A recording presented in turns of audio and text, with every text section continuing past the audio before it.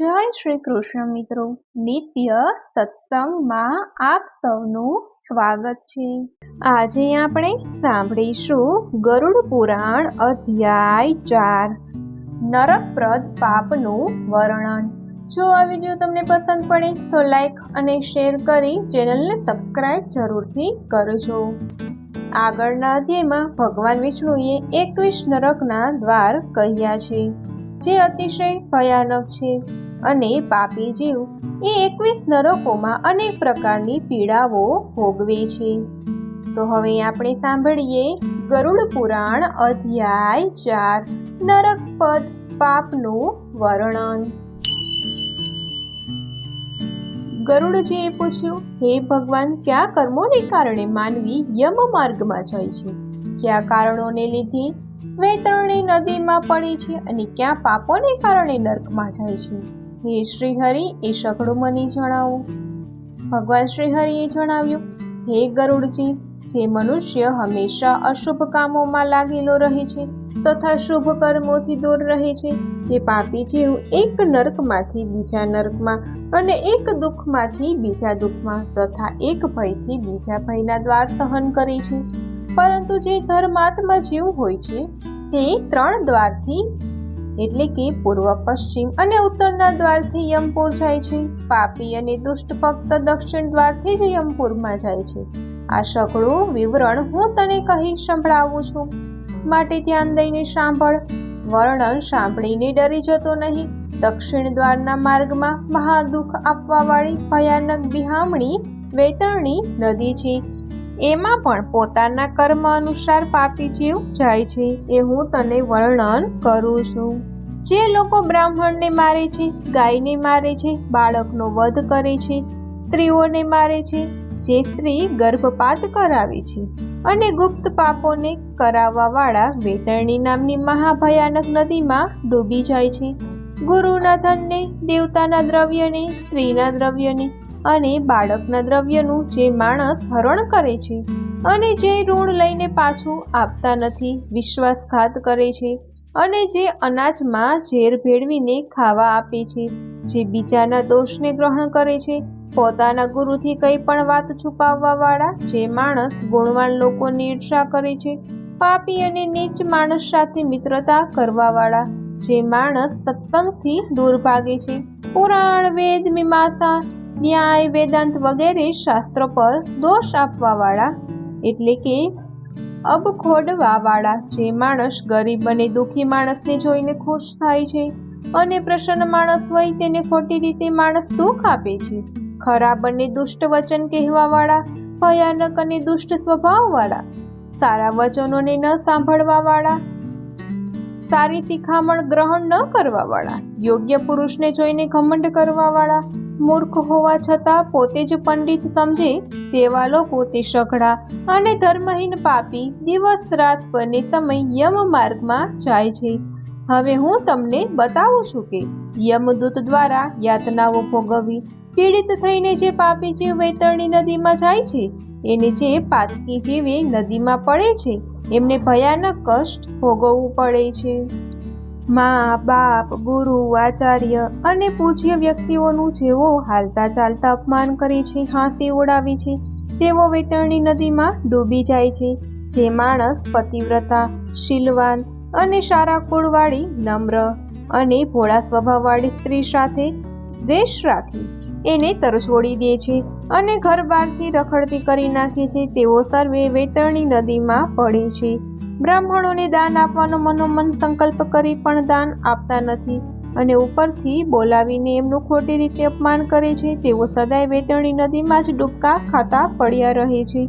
જે લોકો દાન આપવાનું ઢોંગ કરીને પાછું પડાવી લે છે અથવા તો દાન આપ્યા પછી પસ્તાવો કરે છે અથવા તો બીજાની રોજીરોટી એટલે કે જીવન નિર્વાહ છીનવી લે છે અને દયાળુ દાન આપતો હોય તેને જેમ તેમ બોલાવીને દાન આપતા અટકાવી દે છે, તેઓ પણ આ ભયાનક અને વિકરાળ વૈતરણી નદીમાં જ પડે છે। જે લોકો યજ્ઞ ચાલી રહ્યો હોય તેમાં વિઘ્ન નાખીને યજ્ઞને અટકાવી દેવાનો પ્રયાસ કરે છે અને જ્યાં ધાર્મિક કથા ચાલી રહી હોય ત્યાં વિઘ્ન નાખીને કથા બંધ કરાવી નાખે છે અને જે બીજાના ખેતરને હડપ કરી જાય છે અને ગાયોને ચરવાની જમીનમાં ખેતી કરે છે, જે પોતે બ્રાહ્મણ હોવા છતાં ગોળ, ખાંડ, તેલ, મીઠું, ઘી, દૂધ વગેરેનો વેપાર કરીને લોકોને લૂંટે છે, જે દાસી એટલે કે નોકરાણી સાથે મૈથુન કરે છે તથા વૈદોક્ત યજ્ઞથી અન્યત્ર પોતાના માટે પશુઓની હત્યા કરે છે, એવા પાપી જીવો અવશ્ય વૈતરણી નદીમાં ડૂબકા ખાતા હોય છે. ભગવાન નારાયણે ગરુડજીને આગળ બતાવતા કહ્યું કે જે બ્રાહ્મણ ગોળ, મધ, ખાંડ, મીઠાઈ, ઘી, દૂધ, વલણ વગેરેને વેચવાવાળા છે, વૃષણી સ્ત્રીના પતિ અને વેદમાં કહેવામાં આવેલા યજ્ઞના સિવાય પોતાના માટે ખાવાવાળા, મદિરાપાન કરવાવાળા, નિરંકુશ સ્વભાવવાળા, શાસ્ત્રોના અધ્યયનથી રહિત, જે શુદ્ર વેદના અક્ષરને જાણે અને કપિલા ગાયનું દૂધ પીવે, જનોઈ ધારણ કરે છે, બ્રાહ્મણીનો પતિ હોય છે, જે રાજાની સ્ત્રીની ઈચ્છા કરે છે, જે બીજાની સ્ત્રીને લાલચ આપી ફસાવીને હરણ કરે છે, કન્યાઓથી ભોગ કરે છે, તે સઘળા વૈતરણી નદીની ભયાનક યાતનાઓ સહન કરતા પારાવાર દુઃખી થતા ડૂબી જાય છે. આ રીતે જે લોકો અત્યંત નિષિદ્ધ આચરણને નિર્ભય કરે છે અને શાસ્ત્રમાં વિહિત આચરવાનો ત્યાગ કરે છે, તે પાપી વૈતરણી નદીમાં પડીને ડૂબકી ખાતો ખાતો ડૂબી જાય છે. આ માર્ગ વટાવીને પાપી જીવ યમલોકમાં જાય છે. પછી યમદેવની આજ્ઞાથી યમદૂતો તેમને વૈતરણી નદીમાં ધક્કો મારી દે છે. ભગવાન શ્રી હરિએ પહેલા ગણાવેલા 21 નરકોના વિષયમાં બતાવતા કહ્યું કે હે ગરુડજી, બધા નરકમાં જે મુખ્ય 21 નરકો છે એમાંથી બધાથી સૌથી વધારે અને અતિશય કષ્ટ, યાતના, ભય અને પીડા આપવાવાળી વૈતરણી નદીમાં યમદૂતો પાપીઓને યમની આજ્ઞાથી નાખે છે.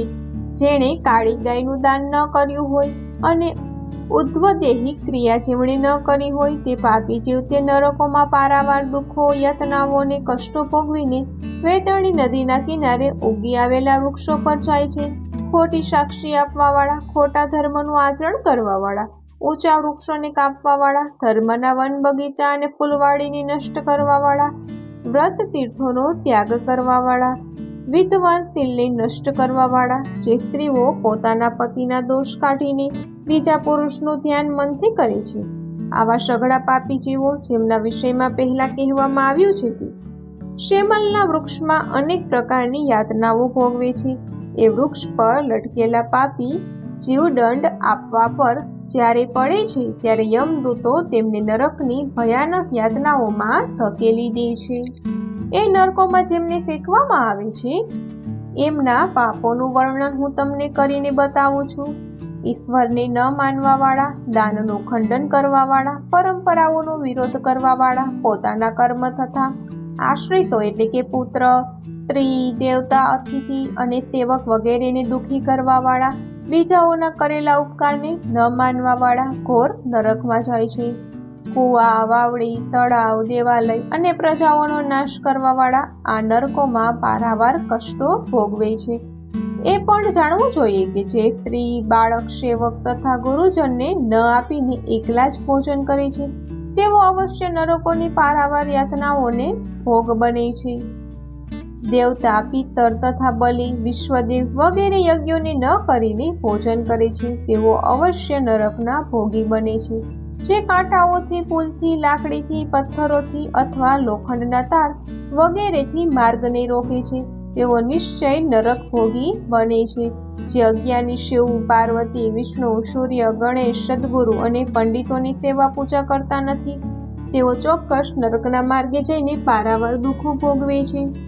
જે બ્રાહ્મણ પોતાના ધર્મને ભૂલી જઈને દાસી કે નોકરાણી સાથે પથારી પર સૂવે છે તે અવશ્ય નરકની યાતના ભોગવે છે.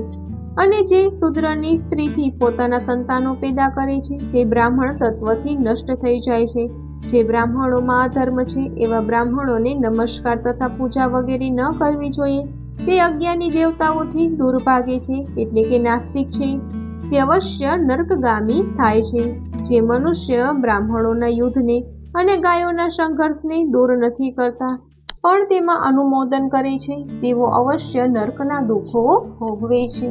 જે સ્ત્રીઓને પતિ એક જ શરણ છે એવી સ્ત્રીની પાસે ઋતુકાળમાં પ્રેમથી એનો પતિ નથી રહેતો તો તે અવશ્ય નરકનો ભોગી બને છે. જે કામથી અંધ થઈને રજસ્વલા સ્ત્રી સાથે સંભોગ કરે છે અને પર્વમાં તથા જળમાં અથવા દિવસમાં તથા શ્રાદ્ધના દિવસે સ્ત્રી સાથે સંભોગ કરે છે તે અવશ્ય નરકની પીડાનો ભોગ બને છે. પોતાના શરીરના મળને અગ્નિ કે જળમાં નાખે છે, બગીચામાં તથા ગાયોના સ્થાનમાં મળમૂત્ર કરે છે તે અવશ્ય નરકની ભયાનક યાતનાઓ ભોગવે છે. જે મનુષ્ય પોતાના ધર્મનું આચરણ કરતો નથી, જે તલવાર વગેરે શસ્ત્ર તથા તીર ધનુષને બનાવવાવાળા તથા વેચવાવાળા છે તે અવશ્ય નરકમાં જાય છે. ચામડાને વેચવાવાળા વેચાઈ, પોતાના શીલને વેચવાવાળી સ્ત્રી અને ઝેરનું વેચાણ કરવાવાળા અવશ્ય નરકની યાતનાઓ ભોગવે છે. જૂતા વેચનારો વૈશ્ય, સ્ત્રીઓના વાળ વેચનારો નરકગામી બને છે.